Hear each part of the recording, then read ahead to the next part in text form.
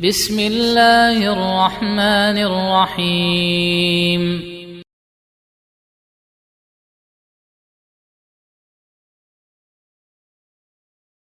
Diriwayatkan Imam Ibnu Hibban dari sahabat yang mulia Ibnu Umar radhiyallahu taala anhuma, Rasulullah sallallahu alaihi wasallam bersabda, "Lam tadhharil fahishatu fi qaumin qattu hatta yu'linu biha illa fasha fihim at-ta'un wal awja'u allati lam takun madat fi aslafihim alladhina madau." Tidaklah perbuatan zina itu terjadi pada satu kaum hingga mereka selalu menampakkannya, kecuali akan tersebar di tengah-tengah mereka wabah penyakit ta'un dan penyakit-penyakit yang belum pernah ada pada generasi sebelumnya. Subhanallah. Apa yang kita hadapi hari ini seperti peringatan Rasulullah sallallahu alaihi wasallam. Belumkah ini cukup menjadi nasihat bagi kita untuk kembali kepada Allah, untuk bertobat kepadanya, terutama dari dosa zina. Bagaimana dahsyatnya pengaruh dosa zina terhadap kemunculan wabah penyakit menular dan menyebabkan kematian yang besar. Dalam kitab beliau At-Turuq Al-Hukmiyah, Al-Imam Ibnu Qayyim rahimahullahu ta'ala mengatakan, "Wala raiba anna tamkinan nisa min ikhtilatihinna birrijal aslu kulli baliyatin wa syarrin." Dan tidak diragukan lagi bahwa membiarkan para wanita bercampur baur, bergaul bebas dengan kaum laki-laki merupakan salah satu pokok segala musibah dan keburukan. Wa huwa min a'zami asbabi nuzulil uqubat al-ammah.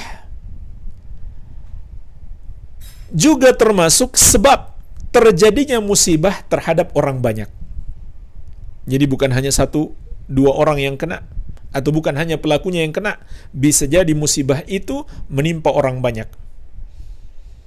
Kama annahu min asbabi fasadi umuril ammah wal khasah. Sebagaimana itu juga termasuk sebab rusaknya urusan-urusan yang umum maupun yang khusus. Lihat jemaah sekalian, urusan-urusan hidup kita di hari-hari ini. Banyak kerusakan terjadi.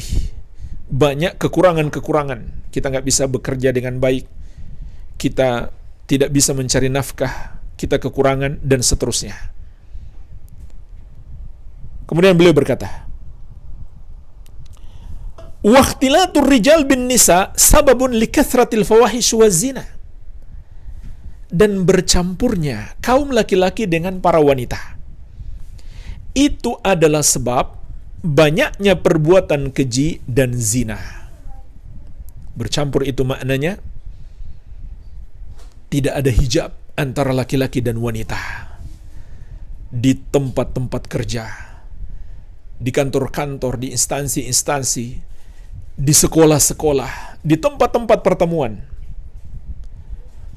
mereka bercampur baur antara laki-laki dan wanita. Maka inilah sebab terjadinya banyak perbuatan keji, yaitu hubungan-hubungan terlarang, dan puncaknya adalah zina.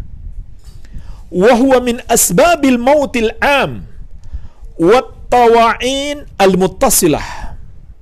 Dan ketika zina telah muncul, maka itu termasuk sebab kematian secara menyeluruh. Kematian yang berjumlah besar.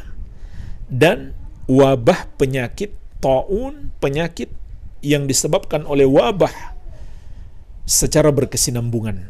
Terjadi wabah itu lama. Subhanallah.